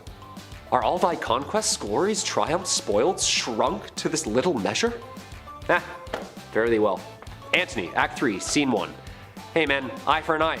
You read the rules. He played a crucial role in the events that led to the Roman Empire and remains one of the brightest and bravest military leaders the world has ever seen. His story can be seen and heard top to tail in William Shakespeare's play simply titled Julius Caesar. Number 5, House Arrest. Classic story, really.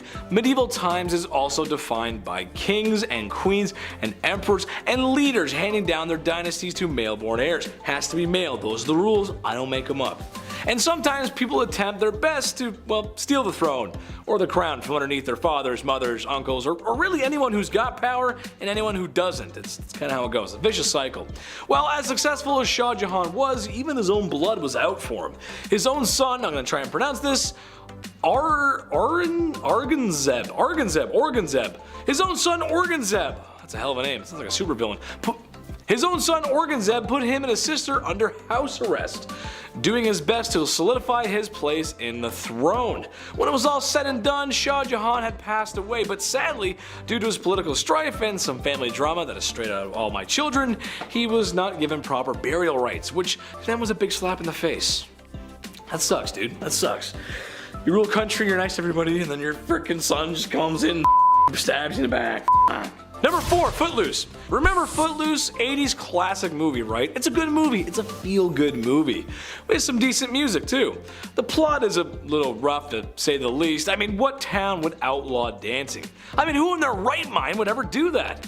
Well, meet King Aurangzeb, who banned poetry, music, dancing, and even some writings. May as well just throw Kevin Bacon and dancing in there while you're at it. As a small town, I'd be more worried about what those teenagers are doing after the dance party, not the actual dancing. Aurangzeb's concerns were that of religious reform, as in classic medieval times like previously mentioned. Well, as you can guess, this didn't go very well, as the empire was already a well-established place of mixed religion and arts and all the other beautiful culture stuff. Taking that away wasn't going to make the people happy, and it didn't. He struggled to maintain power of a successful empire like his father did. Ew, rough. It's, you know, if you take over and it gets better, fine, but if it's worse, kind of awkward. Number 3, the Red Fort. As it turns out, the same architect who built the Taj Mahal also built many other Mughal Empire buildings like the Red Fort. You do good work, you get more work. As simple as that. It's the life of an actor. The Red Fort, originally white and red, hence the name, was the main residence of Mughal emperors after the capital moved from Agra to Delhi. At one point, even held the throne that was encrusted with the crown jewel of the Mughal Empire. It's where the business happened. It was an important building for the empire and culture that still stands today. On Indian Independence Day today, the Prime Minister raises the flag from the fort and addresses the nation. Number 2. Humayun's tomb. Okay, so we all know the Taj Mahal was built for a wife who had passed away by a grieving husband. Well, Humayun's tomb was built for a husband who had passed away by a grieving wife. The first garden tomb ever constructed, and honestly, when the editor pulls a picture up of this bad boy, it's pretty cool. Considering how old these buildings are, it's impressive it's still standing. Oh, and when I said wife, I actually meant mistress. It was a mistress. Built by the side chick, if you will. I wonder how the wife felt. Better not bring that up. If side building a palace, what's the wifey doing? Well, you know what I'm saying? Jeez. Number 1, British imports. Yes, the whole reason Britain tore down an empire and stole some tea and maybe some artifacts. I don't know, I haven't heard. Or rather had some solid importation of tea coming in every month. Whether or not these farmhands were paid, well, you get the point, you know where I'm going with that. However, more interesting, and I thought I had to bring this up because it's just so cool, was textiles. It sounds lame, but it's really cool actually. Textiles, cloth, silk, dyes, you name it. Europe did a lot of trade with the Mughals, but Britain, of course, Britain wanted a cap on the market, as 95% of their textile goods actually came from the Mughal Empire. So it just made sense to own the whole thing. If you're gonna get 95%, may as well just take the whole thing, just take it, it's yours. Eating with the rich starts off the countdown at number 10. Medieval recipes depict a large variety of animals being served. Adding to the ones I listed previously are horses, lampreys, cranes, and crows. Hell, even beavers. And let's not forget the animals created by their chefs. One homemade animal was called a cockatrice, and it was actually multiple animals' bodies put together before being roasted. A helmeted cock was another chef creation. It was a roasted chicken wearing a tiny helmet that was sat on the back of a roasted pig, because why not? Dinner in a show is always fun, so in late medieval Europe, it became fashionable to have an entremets, which was an entertainment dish. One such example is bakers cooked a pie shell in advance, and then after it cooled, they placed live birds inside the pie and resealed it. When cut at the table, the birds would then all fly out of the pie, much to the amazement of the many banquet guests, assuming that all went accordingly. FIFA fans may want to skip out on this next one, because number 9 in our countdown is making football illegal. That's right, while I may be referring to it as primarily soccer in this video, what was still called football at the time was made illegal in the medieval ages. Now there are quite a few reasons for this. Most popularly known is that the sport was extremely different then. It was violent and aggressive, resembling more of a mass brawl with minimal rules. However, it was also because only 2 years after soccer was banned in 1363, King Edward III would implement a mandatory archery education law. This would ensure his villagers could be used as soldiers should need be. King Edward believed that soccer, but also sports in general such as handball, football, hockey, and cockfighting were distractions, and at that time they could be doing better things. I'm sure there are many of you that would disagree. Next on the countdown is number 8, the future predicting friar. There's a lot to unpack here, so I'll just jump right in. English Franciscan monk Roger Bacon is known through history for his shockingly accurate predictions of the future transportation and life that we have now. Bacon lived from 1214 until 1292 and was the successful creator of the magnifying glass. But he also famously predicted future machinery in his book Espitola de Secretis Operibus, if I got that right. Cars can be made so that without animals, people will move unbelievably rapid, and flying machines can be constructed so that a man sits in the midst of a machine, revolving some engines by which artificial wings are made to beat in the air like a flying bird. It's a little nonsensical, but you can see what he's implying. His other predictions included steamships, submarines, diving suits, and telescopes. That's pretty spot on for a guy who lived thousands of years ago. This is the same man who was also said to have sculpted a prophetic head of brass. Apparently, having been warned by a spirit that he must listen to whenever the head first spoke, Bacon set his assistant Miles to watch over the sculpture, which he did even past Bacon's demise. It's said that after the friar's death, however, that was the first time it spoke. First saying, "Time is." Then, time passed. Ignored both times by a confused Mile, the head spoke only once more to say time is past before it exploded into flames. And so the chance to consult the mysterious head was lost when it combust. What do you think of the legendary Bacon and his stories of mysticism? Time is past, as the sculpted head said, so let's be happy we left this weird tradition in the past. In at number 7 in the countdown, it's the medieval animal trials. Under the ruler's power, there was no exception to medieval law, and so it should come as no surprise that even animals could face the brunt of their alleged crimes. This was no casual affair. The rich and the poor gathered for these trials as spectators. Some of the accused animals were even dressed in wigs and gloves, fancy garments to be seen in front of the royal court as their fate was debated by the lawmakers. That should come as no surprise either, seeing as the medieval era wasn't exactly overflowing with entertainment outlets. There are records of at least 85 animal trials that had taken place during medieval/Middle Ages. And while the most serious offenders were pigs by a landslide, there are records of some roosters and even one donkey facing the judge. What were these animals being charged for, you may be asking? Many times it was the act of attacking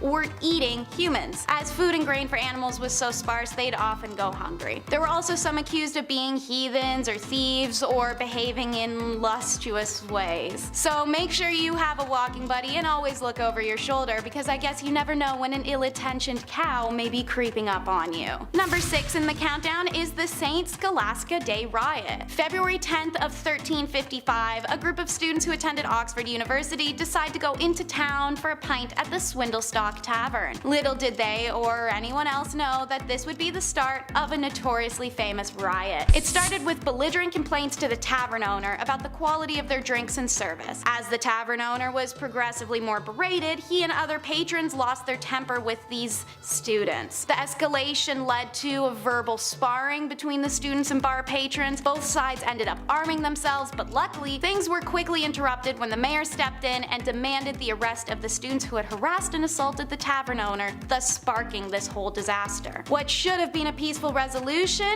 caused a chain reaction, however. Oxford students rose up in protest of their peers' arrest and swarmed to attack the mayor. News of that quickly spread, and the townsfolk revolted immediately. Many of them were already very tired of these students and their entitled complex, and had been waiting for the opportunity to rage against them. The riot that occurred ended the lives of 63 students and 30 locals. While the case's investigation led to Oxford winning against the town in court, the Oxford Council was still made to parade shamefully through the village every year on February 10th, and they did have to pay a fine to the families of each student lost. Number 5. The Queen of India. So this massive and powerful empire, why is it not around anymore? I mean, in reality, we just don't do the whole empire thing anymore, unless you're Heisenberg, because he's in the empire business. But what's the main reason why they're not around anymore? Do you hear that? It's the Queen's Navy coming to shore, and the boats are chock full of redcoats. Look out, India, they're coming for your tea. Unfortunately for those living in India and the Mughal Empire at the time, this was sort of like the beginning of the end, as some years later India would be brutally forced into one of the many colonies of the British Commonwealth. And yeah, did I mention brutal? Because it was pretty brutal. It wasn't the nicest of occupations. The British ruled over for many, many years, until a certain peace-loving Gandhi came years later and set the record straight. Number 4, relatable. King Akbar of the Mughal Empire was a very notable leader, but today I'm talking about him for some other reasons. One that I can relate to personally. No, I'm not a secret king and have a palace of my own full of servants, although, I mean, if you guys want to make me king, I wouldn't say no. It's well noted that Akbar was illiterate, which for royalty was rare back then, since that's usually the only people who can read or are allowed to read. Can't have the peasantry being too smart now, can't have that. However, some historians suggest that his literacy isn't to blame for a lack of trying, but it's dyslexia. Yeah, that's right. It's the same reason why I hated reading as a kid, and in high school, sorry English teachers, you can just Google Cliff Notes, it's the future. Akbar, however, did not have Cliff Notes. He had the option to hire artists to illustrate beautiful works of art in order to comprehend some things that needed visualization since he couldn't read. I did not possess such powers, however, still up to date. You know, if you guys want to make me king, that's fine, I'm okay with it. Number 3, cholera belts. Okay, this one is just too weird not to mention. So in the end of the Mughal Empire, there were lots of British around. That's kind of how the occupation goes, lots of redcoats and whatnot. However, it wasn't exactly an easy job for the British either. Some folks just don't like being ruled over. I wouldn't. Interesting enough though, there was also a fair share of sicknesses going around. And when you think about it, I mean, you take a whole bunch of people, mix them in with another population of a bunch of people, to a place they've never been before, added with it's not the most hygienic time in history, sprinkle a little hot weather, and yeah, people are probably gonna get sick. Cholera, to be exact. Cholera was a big one. So what's the solution? How do we cure this cholera? Is it hand washing, hygiene? So, you know, do we keep our distance? What do we do? Well, the answer was cholera belts, and basically it's just a piece of red flannel fabric to wrap around your belly. That's how you cure cholera. At the time, cholera was thought to be caused by a chilly or cold belly, so warm up your belly, no more cholera. But in India, where it's really hot, and places like that around there in the Mughal Empire, it's kind of hot anyway, so I don't know why you need that. It doesn't really add up. Number 2, diamonds. The Koh-i-Noor diamond was literally the crown jewel of the Mughal Empire. A jewel worth more than anyone could really handle for the time, and definitely today. It's too much for you, you don't want it, too much pressure. You can never sell it. It used to be encrusted upon the Mughal throne, but after some violent disagreements, it was stolen, and it passed hands, where it then went to someone else, in their hands. And after that, then someone else had it. and then somebody else had it. And then, like a trinket your grandma tries to give you, it probably sat in her basement for a very long time before then it ended up in the hands of oh blighty yourself, Queen Victoria. Who else? And either if you think that's fair or not, it's been a part of the British crown jewels ever since. Because they take stuff, that's what they do. Number 1, Anna Carly. A classic tale of love and betrayal, and maybe it actually didn't happen. Historians aren't too sure about this one, but if it is true, oh baby, what a juicy story. Anna Carly was a poor peasant, but worked her way up to becoming Akbar's wife. But she also tripped, fell, and landed in somebody else's bedroom, if you know what I mean. Naturally, Akbar was cheesed, so he did the next sensible thing and had her buried alive in the walls like Bowser did to the Toads in Mario 64. However, no amount of Power Stars could help us find out if she really even existed. The story of the forbidden love, however, has been retold countless times in Asian culture. I was going to go for a Count of Monte Cristo reference that was stuck in the walls, but I feel like you guys know Mario 64 better. Pop culture beats books, right? Who reads books? That's been another amazing video from Bumblebee. More top 10 history facts. Love it, baby. Number 10, let's start out setting the scene. So rather than rank the least to worst aspects of this year, let's set the scene of how this became the worst year. Prior to 536, the early 500s were in some pretty heavy transitions. The Western Roman Empire had fallen to German invaders, and the Eastern sect would soon follow suit. The Middle East was divided between the Byzantine and the Persian empires. China's influence continued to spread through East Asia, Japan, Korea, and Vietnam. Even though it was experiencing a weak point, China was divided into both North and South territories, and they were constantly at odds with each other. Africa, however, was developing trade routes through the Sahara, and a powerful new kingdom was arising in Ethiopia. They wouldn't be heavily affected by this, but part of them would be. Peasants throughout Europe were used to the tradition of harvest seasons being reliable until one day all this movement and all this growth stopped. Number 9, the mist. A mysterious mist rolled in over Europe, clouding the sky in darkness. With the mist, a century of darkness would fall. Literally sounds like the setting of a Stephen King novel. Byzantine historian Procopius wrote about a portent that took place that year and said this, and I quote, "For the sun gave forth its light without brightness, like the moon during this whole year, and it seemed exceedingly like the sun in eclipse. For the beams it shed were not clear, nor such as it accustomed to shed. And from the time when this thing happened, men were free neither from war, nor pestilence, nor any other thing leading to death. The sun was eclipsed for 18 months. For 3 hours in the morning it would give light, but a light that resembled neither day nor night." Unquote. Other sources describe a cloud or dust veil that darkened the sky. Now, why did this happen? Here we are at number 8, eruption. Now, what on earth could have caused such a mysterious cloud of depression to seize the land? Well, after centuries of mystery, scientists have finally discovered what happened. It was a massive volcanic eruption that took place in Iceland. A professor of medieval history at Harvard University, Michael McCormick, led a study of a Swiss glacier which led to the discovery.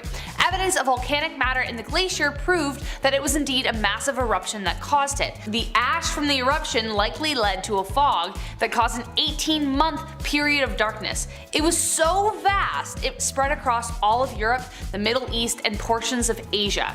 Number 7, climate impact. This period of ominous and unexplained darkness led to serious negative transformations. A Roman politician by the name of Cassiodorus wrote that the sun looks bluish and that the moon had no luster. The seasons also seemed to be jumbled together into one. No summer, no spring, just a long, ever gloomy middle winter kind of thing. Another eerie fact he added was, and I quote, "We marveled to see no shadows of our bodies at noon." Unquote. The dark sunless days brought periods of cold, with temperatures falling as low as 1.5 to 2.5 degrees Celsius all year round, making it the coldest decade in the past 2,300 years. This is the closest the world got to the winter depicted in Game of Thrones, besides the actual Ice Age of course. This was called the mini antique Ice Age. Number 6, starvation. But with the extreme cold, cold, lack of sunlight, and seasons, crop failure destroyed many lives. Farmers no longer could look forward to a bountiful harvest in the fall as basically nothing survived. The Irish chronicles show that they had a failure of bread of all things, from the years 536 to 539. Europe, parts of Asia, and the Middle East experienced a massive famine crisis. When did things get back to normal? Well, it took over a century for things to really start to turn back. Eventually, grit fell from the sky and slightly warmer temperatures returned, allowing for some crops to return. But the people had no way of knowing when that was going to happen. They just had to keep slugging along every day, watching their friends and families slowly die of starvation. Not a good time to be alive. Number 5? The Plague of Justinian. But things weren't about to get any better anytime soon. It wasn't just crop failure and famine they had to worry about. Soon, the bubonic plague was upon them. A couple years later, in 541, the bubonic plague swept across Europe, adding more woe to misery. It became known as the Plague of Justinian as it swept through the Roman port of Pelusium, Egypt, causing the deaths of half the Eastern Roman Empire's population. This in turn, according to, once again, Michael McCormack, sped up the final demise of the once great empire. The plague struck Asia, North Africa, Arabia, and Europe, taking the lives of a colossal 30 to 50 million people. And now there weren't that many people back then, so this would have really made a dent. The same disease would return centuries later and would be known as the Black Death. The reason it was called the Plague of Justinian this time around was due to the poor response from the Byzantine ruler. He was unable to complete the projects he had started due to the farmers and workers dying by the thousands, so he decided to raise taxes and change the tax code. He not only demanded taxes from the people still alive, but demanded they pay the ones owed by their fallen neighbors as well. So not a good time. Number 4. Some benefits. There were some. Now, though scientists like to say this is the worst time to be alive in history, it depends where you were, and it depends where you live. I mean, I keep thinking that maybe World War II was probably worse, or World War I just don't know. But it was just such a long extended period of time. If you lived in the Arabian Peninsula, however, you may have actually been kind of grateful for it, you know? Due to the catastrophe, their weather changed for the good. They actually experienced more rainfall. This helped their crop and vegetation thrive. They had so much left over they could give more to their camels. As a result, they were able to build larger camel herds to help facilitate transport for Arab armies, aiding in conquests during that century. It also may have influenced agricultural development in Estonia with their production of rye. In Finland, hunting and fishing were their main sources of livelihood, so the lack of land production didn't really bother them. They were like, okay, cool, I've got this reindeer. Number 3, snow in China. China, on the other hand, was freaking the heck out. It snowed in the summer. In the summer! I cannot imagine like a more depressing thing to happen, okay? I really can't. I mean, I remember one time in May, it snowed after like 2 weeks of just like beautiful weather, and it snowed again after the longest winter. It was the most depressing moment of my life. Anyways, in some parts of China, the weather was so bad that 70 to 80% of the population starved to death. So on top of the famine, it was the weather and all this stuff. Despite this event though, South China seemingly remained peaceful and prosperous under the Liang dynasty, which lasted from 502 to 49. However, economic pressures and internal strife within the Northern Wei Empire continued to cause trouble. The Northern Zhao was finally defeated in 581, and the South asserted control over the North. This led to the final linking of North and South China when Emperor Wen began construction of a canal system connecting the two parts of China together. Number 2, economic downturn. So obviously, with the fact that agricultural production was way down, workers were dying left, right, and center, an economic downturn soon followed the wave of plague and the mist. As previously mentioned, rulers such as Justinian raised taxes like crazy, burying his empire in debt. But just how bad did it get? Well, the study of seeds found in excavations tell a pretty bleak story. They found a high number of grape seeds in the ancient trash mounds. So what does that matter? Well, by going through each seed individually, that's dedication, they noticed a steep rise in the amount they found, and then all of a sudden a steep decline of grape pips. The Byzantine Empire, for instance, was pretty well known for their sweet wine that they sold, and they had connections with other parts of Europe that they sold it to, which means the steep decline in the seeds indicates that their economic ties took a huge hit. And last but not least, let's tie this whole thing together with survival. So how in the heck did we survive this thing? It was one foul hit after another. Bad weather, famine, plague, economic downturn, war, people being the worst. Well, a lot of it just had to play out on its own. The plague eventually died down, the planet started to slowly warm up, and along with those changes, the economy started to recover, though it would take over a century for it to actually be effective again. In the mid 7th century, Europeans began melting silver from lead ore, which led to the merchant class for the first time. This was a huge step. The Byzantines dedicated themselves to the preservation of history, and even though Justinian was the worst financially at the time, the critical reform he made regarding the legal system and those pesky construction projects set them on the right path for the future. So there you have it, folks. Though it was an insanely bleak period in history, we got out of it eventually. Slowly but surely, we just gotta keep going. Number 5. Cat attacks. If I had to pick, I would of course say I'm 100% a dog person. I grew up with 2 cats, I'm allergic. I grew up with 2 dogs, not allergic. Dog guy all the way, sorry. Cats are cool, but this next story just totally freaked me out. Back in 1870, this rich woman had put her time, energy, and resources into cat breeding. How lovely is that? She had tons of cats, she loved all of them, and they loved her. Again, I'm allergic, so I'm already sneezing just reading about this story. It was the 1800s, okay? A lot of candles, everything was obviously extremely flammable, and disaster hit often in Victorian times. And in 1870, a fire broke out at this young woman's home.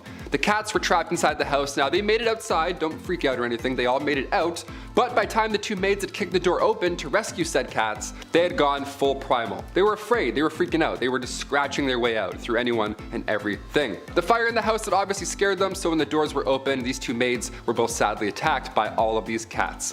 What a horrible thank you for saving all of their lives. I pulled my cat's tail when I was younger. I learned real quick, never to do that ever again. Number 4, hiccups. Today we have many cures for hiccups. Yeah, you gotta get scared or hold your breath or drink water like while you're doing a handstand. I don't know, everyone's got weird ideas, whatever. But nothing was as dangerous as the Victorian era hiccup cure. Yeah, ready for this one? Don't try it. This one's scarier than a jump scare, that's for sure. In 1899, again in the good old Merck medical manual, it recommended using chloroform to cure your hiccups. Yeah, just completely damage your entire nervous system and poison your kidneys, for sure. To get rid of hiccups, that's way better. This 19th century anesthetic was not a solution.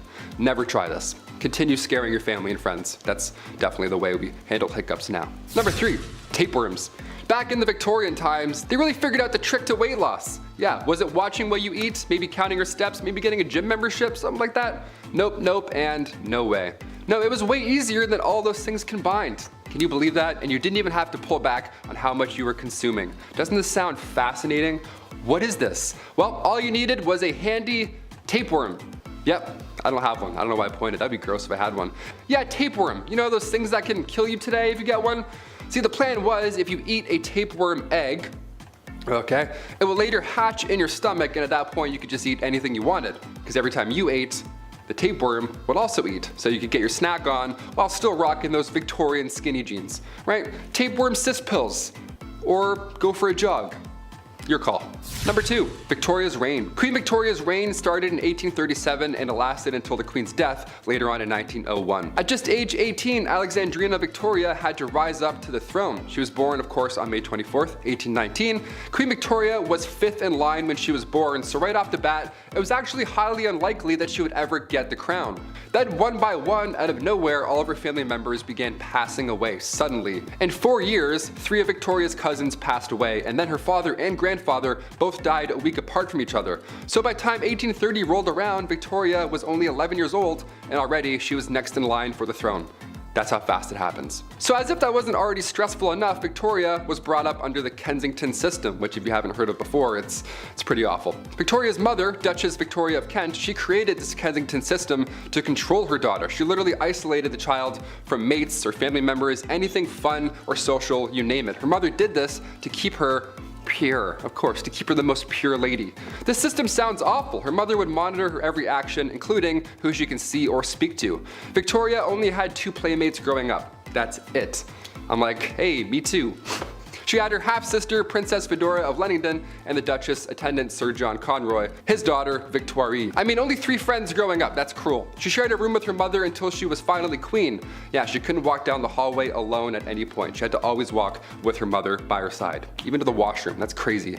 Victoria has reflected on her childhood since, and yeah, she hates John Conroy for manipulating her mother, and she actually refers to him as Demon Incarnate, so that's good. It's a nice nickname. Incarnate? He's a demon. He's the worst. Let's just call him that. And finally, number 1, royal enemies. Being the queen and all, a security team is of course needed at all times. And during her reign, there were multiple attempts to harm the young Queen Victoria. The first attack was back in 1840. It was a young guy named Edward Oxford, and he attacked the Queen's carriage. Just ran at it like a crazy guy. Obviously, and thankfully, nothing happened. But when Edward was later accused of high treason, he was actually found not guilty due to insanity. Then a couple years later, in 1842, it happened again, but this time it was 2 men attacking the carriage. And then in 1849, her carriage was attacked by William Hamilton. In 1850, as the carriage was passing the gates of Buckingham Palace, Robert Pate, a retired soldier, ran up and hit the carriage with his cane. He was going nuts as well. Everyone wants this carriage. This is like the ultimate, no one's getting through this carriage apparently. Victoria was okay, luckily, but of course she was shook after all these events. Then again in 1842, 1849, 1872, attempt after attempt, it was horrifying. But then things got a little worse with a man named Boy Jones. Yeah, this guy stalked the Queen from 1838 until 1841.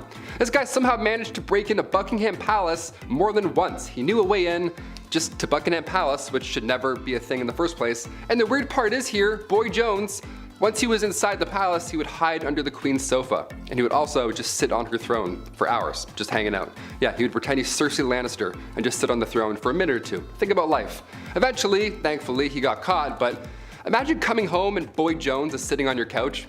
You're like, what are you doing? Take that shirt off, get out of here. Kicking off the list at number 10, the Heretic's Fork. Ah yes, I like sporks. This fork, I don't like. Another horrible thing for your neck right off the bat, here we go. The Heretic's Fork was designed so that nobody has to physically harm the victim, which is one of the worst in my opinion, because now it's on them to get hurt from this punishment, and then no one has to even be responsible. A double-sided medieval fork, an old rusty, horrible fork, would be attached to your neck with a belt, anything that keeps the fork steady, you name it. So now the victim has to keep their neck straight, or else the obvious and horrible would happen. Ugh, I hate it. I have a long neck too. That would be a long commute down. I don't talk about punishments enough on this channel. Some of them I don't think I'm even allowed to be honest. The Heretic's Fork is no joke. We could thank the Spanish Inquisition for this device. Yeah, it was used from 1478 to 1834, most often to get the victim to confess to crimes. There's usually a Latin phrase on these heretic forks. That phrase is abiuro, translating to I recant. If you find a medieval fork in that 3rd drawer down and it says that in Latin, get out of the house, that's all I'm saying. Number 9, mob football. Ah yes, some medieval footy, let's do it. Growing up, I was lousy with footwork. I couldn't kick a ball for the life of me. Back in the 12th century, I would have been doomed, would have been game over. Back in those days, it was called football because you played this game on your feet. You didn't necessarily have to use your feet to further said ball. And also the goalposts were sometimes miles away, so it made sense to use a throw or 2. Also, don't stress about picking favorites for your team. Each side consisted of 300 to 500 players, so plenty of room for you and yours. I also forgot the most important rule, of course. You can fight each other. Yeah, you can full on have a brawl, whatever, no rules. It comes to no surprise that there were a few casualties, but finally this game was banned come 1359. King Edward III punished those who played ball by 6 days of imprisonment. Yeah, it turns out when there's a bubonic plague and you're at war, maybe fighting each other and breaking bones isn't the best way to kill time. You know, maybe go and hit the archery arena. Archery arena? Go shoot some arrows. Go practice, go break some pots. I don't know, whatever Link does in his off time. Number 8. Don't blow it. This one rings a familiar bell. This is pretty humorous, I'm not gonna lie. We'll lighten it up a bit. Back in the 12th century, horse racing was born in a Suffolk town called Newmarket. Once King James I got set up in 1606, the sport became more widely known, and it was now a major form of entertainment as well. Eventually, laws had to be put in place to protect said prized pupils. Those horses were famous at this point, so if you think you can walk around the streets and, I don't know, blow your nose, think again, pal. That's illegal. Yes, it was once illegal to blow your nose in the streets because officials didn't want horses getting ill. In fact, if you were outside sick at all, you had to pay a fine if you were caught. Yeah, imagine you're on your way to the doctors while you're sick, then you get pulled over for a temperature check. You're like, oh, not today, please. Oh no. Number 7, forbidden shoes. 15th century shoes. Look at these fancy things, come on. Imagine you have to help carry groceries, but you could only use these. Wouldn't be done. Krakows, or pikes, these were the talk of every town. The longer the toe extended, the more wealthy you seemed. I'm talking like 6 inches sometimes. See Mike's feet? That's huge. Dudes were tripping over their feet sometimes, it was crazy. Most importantly, the common folk were starting to look like royalty. Yeah, how dare you? How dare you look like the English crown, you poser? Finally, a law was passed in 1463. No knight under the rank of a lord, esquire, or gentleman, nor any other person shall wear any shoes or boots having spikes or points which exceed the length of 2 inches. That lasted until 1604. Yeah, God forbid you're wearing your dad's pikes and then you get busted. Too long, pal. Over 2 inches? Go into the slammer. The punishment for a long pike was a fine of 3 shillings and 4 pence. Ah, do I have that? Oh, shoot. That's like 150 bucks today, give or take. Imagine that, all because of your shoes. All because you thought you were rich.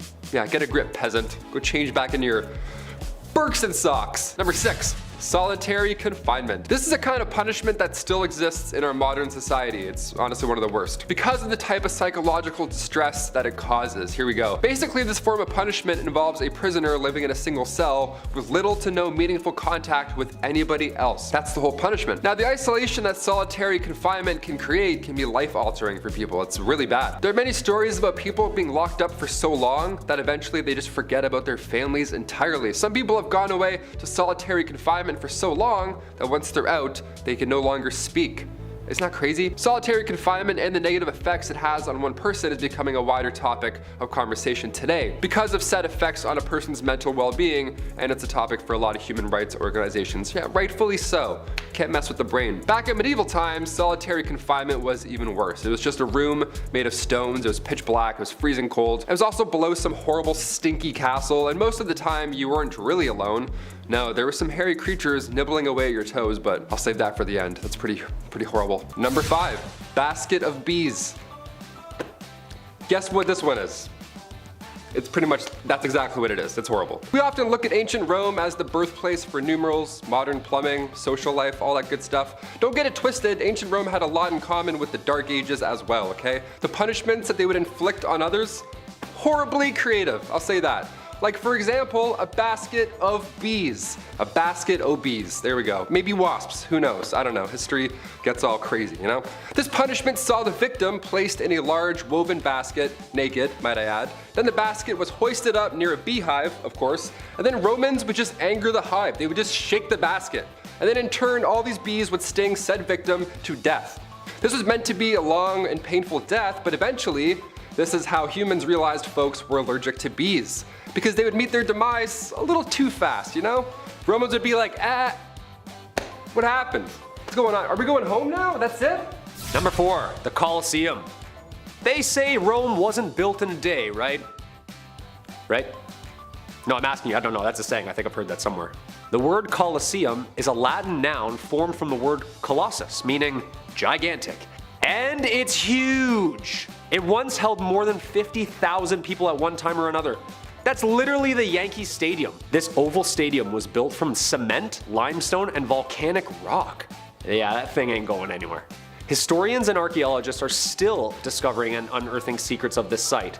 In fact, most of Rome still hasn't even been dug up yet. What? That's right. In fact, only about a tenth lays discovered, with the other 90% still somewhere around 30 feet below street level. Who knows how many wonders of the world lay unearthed. The Colosseum, also known as the 7th wonder of the world, lays megalithic, 615 feet above the ground at the center or heart of the city. It is the largest ancient amphitheater ever built, and it is still the largest standing amphitheater in the world today despite its age. Its use for the last 1,000 years were rampant with events, festivals, and would even flood its center to reenact naval wars with real ships. How did they get those things in there? I bet that's how they made the bottle and the ship thing, just kinda. And all that water? Just a guy with a giant hose? Yeah, go ahead, turn it on. Yeah, we're gonna be here a while, guys. We gotta push the play. Number 3, boot and rally. The Urban Dictionary added the old boot and rally back in 2002, but Romans, back in the ancient day, they were way ahead of us. Romans knew how to get down, and they also knew how to get it back up. Yeah, ancient Romans would boot and rally in order to continue eating and drinking. What would normally be a red flag at any house party or event was a sign of respect back then. These banquets, these were social events, okay? They were nothing like Tyler's toga party last Halloween. It's not the same at all. Same amount of puke, not the same theme. Attending these parties was a sign of social standing, so you wanted to be around the longest. You wanted to drink the most, dance the most, converse the most, and also, yeah, puke the most. No playing around in Rome, okay? I wouldn't last 2 hours at one of these. Kyle knows what's up, he's seen it. I bring Tums to the bar now, you know what I mean? I'm always prepared. The solution in ancient Rome was actually quite simple, long before Tums. See, what you would do is, you would excuse yourself from dinner, go across the hall to the vomitorium, then you would grab a feather, any feather you like, and then you would just go, and then put it back, and then go right back to dinner. And then enjoy more lobster, because, hey, now you made room. Number 2, gladiators. If you've seen the blockbuster hit Gladiator with Russell Crowe, my name is Maximus Decimus Meridius, then you absolutely nailed it, because that's pretty well it. A stew of slaves, lawbreakers, and ex-soldiers, the Gladiator games were one of Rome's most brutal and vibrant live events. Gladiators would be held underground under the Colosseum until they would be called upon to spill the blood of both man and animal in sport. Fighters would be matched based on their size, previous record, skill level, style of fighting, and years of experience, just like the professional contact sports today. Fighting out of the red corner at 195 pounds, the reigning victor, Spartacus! Oh, you're Spartacus? Oh, sorry. No, you're Spartacus. Okay. But it wasn't all thumbs down for these fighters. Gladiators were the celebrities of their time. Yeah, you can take that. There you go. Okay, one. We'll do one. Some gladiators even fought years after earning their freedom. Those years did not seem to be that long, with the average lifespan of the gladiator, though, living just to their mid-20s. I mean, it's pretty physical. The event was not just to kill your opponent. In fact, months of training and preparation was had. There was more of a spectacle of sportsmanship then, most of the time wounding their enemy, which would lead to the slow demise of a fighter, usually ranging between anywhere from 8 to 10 fights in their whole career. Come on, dude. 50,000 people cheering you on at the Yankee Stadium? Kyle! Oh, no! And finally, number 1, fast food. Imagine getting a Happy Meal in 45 BC. You just get a toy of like Spartacus, just, oh, that's nice, I'll put it on the window. Romans were indulging in fast food before the eruption of Mount Vesuvius in 79 BC. They were having a good time until they weren't. Archaeologists recently excavated a thermopolium in the ruins of what was once thriving city of Pompeii. We found a snack bar in 2019 and it's since been reopened. Yeah, you can now pick up shifts once again at this restaurant that was open thousands of years ago. As of last August, the restaurant, located at the intersection of Silver Wedding Street and Alley of Balconies, they would serve pork, snails, beef, fish, you name it, and the corner also doubled down and crushed fava beans, more often than not mixing them with wine. So it was a good time, it was social. This was bumping on a Saturday night. The closest thing we have to ancient restaurants in Canada now is like coffee time. I don't know, every coffee time in Canada looks like it was damaged by Mount Vesuvius. Looks abandoned. The walls are broken in, nobody's working. I'm like, can I get a coffee? Hi, hello? Starting off with S for secret. Alrighty, so here is from the Polish Constitution Day celebration in Chicago, specifically the one from 1978. On the left there, all washed out and crappy old flash display style, is First Lady Rosalind Carter. The guy shaking her hand, or rather just holding it and staring off camera like a waiter just went by with a tray of warm sausage rolls he wants to really get into, is John Wayne Gacy. And if you're also thinking, yo, what is up with this guy being in so many random famous photos, you're absolutely right, and it's genuinely strange how photographed and out there Gacy was. By the time this was taken, he had already killed over 20 people. Also, when he wasn't side hustling as a clown, he was super active in the government and politics, thus why wearing the S on the lapel. It was given to him by the Secret Service to indicate special security clearance, so the S literally does stand for secrets, both the US government's and his own. Whose secrets are worse though, huh?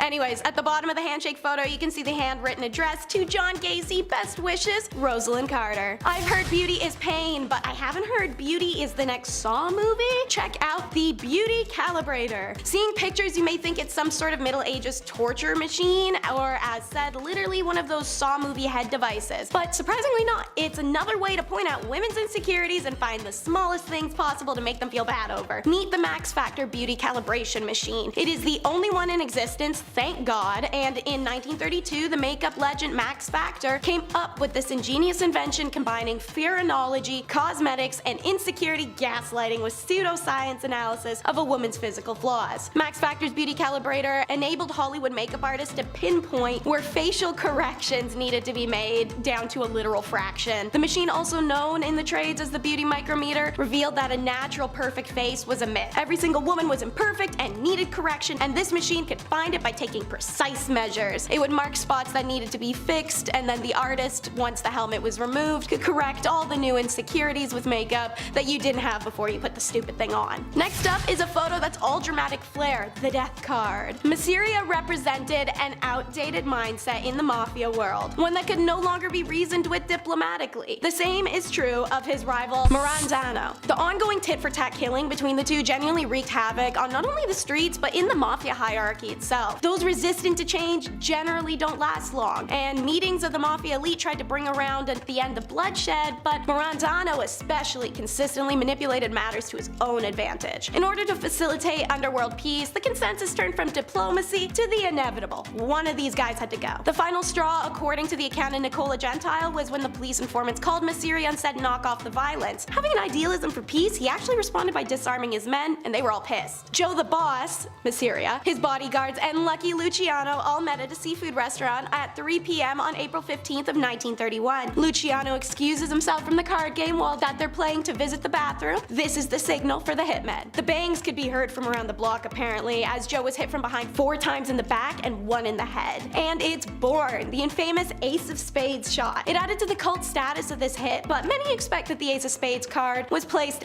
between Masseria's fingers after the hit by a photographer, just for the shock factor of the press. Next is a series of photos recovered before they could be lost. Holes in a window. Former LAPD reserve officer turned photographer Merrick Morton was faffing around in the LA Police Department when he comes across a stash of LAPD crime photos ranging in the dates of 1920s all the way to the 1970s. These were cellulose nitrate based film, and the negatives were so decomposed they're deemed fire hazard, but Merrick saw enough of the few stills to know that they'd be an absolute effing gold mine. Working with Phototeca Photo Digitation Service and the US National Film Archive, the photos were given a new life. This collection is NSFW, and there are hundreds. Now spruced up, the macabre photos are mostly crimes, and many of them violent and depicting the bodies or surviving victims' injuries. Obviously, the ones you're seeing on screen as I'm talking are tamer, such as my choice, the one you're seeing now, Holes in the Car Window. Something about it gives me a deep sense of discomfort, thus the choice. The collection contains recognizable crimes and faces too, an unusual photo of Malaya Nurmi dressed as Vampira, pictures of comedian Lenny Bruce's OD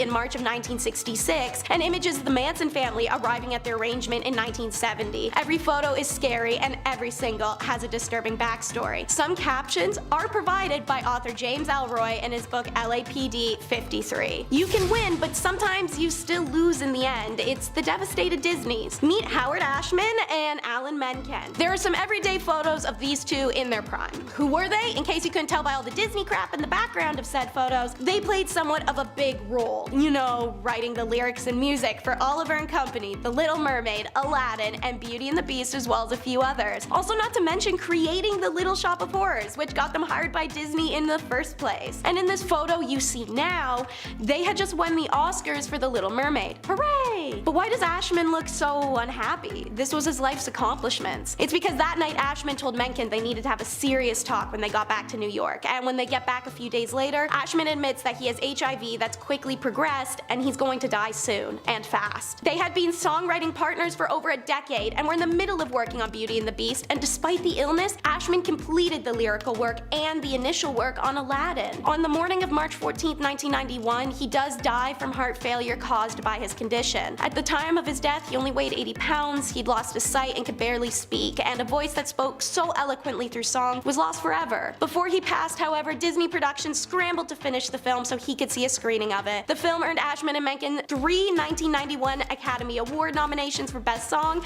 and the title song winning the award. Perhaps most amazingly, Beauty and the Beast was the first animated film ever nominated for an Academy Award for Best Motion Picture. So it looks like a photo of two men achieving their wildest dreams, but it's a record of their last normal moment together. For number 5, we're getting a little spicy with risqué men's clothing. Now, you may have already heard stories or seen memes about ridiculously long pointed shoes and groin-flattering armor, but did you know that provocative men's clothing was all the rage for a period of time in the medieval era? It's recorded that in the late 14th century, men were quite keen to be seen in overtly short tunics and thin tights. By 1463, a modesty statute had to be passed, as men had upgraded to wearing cod pieces publicly, which did cover their mostly exposed genitals, but only by making them look cartoonishly large and bulbous in the process. A similar escapade happened with the Krakow shoe. These long, pointy-ended shoes were sometimes so long that they had to be tied back around the wearer's ankles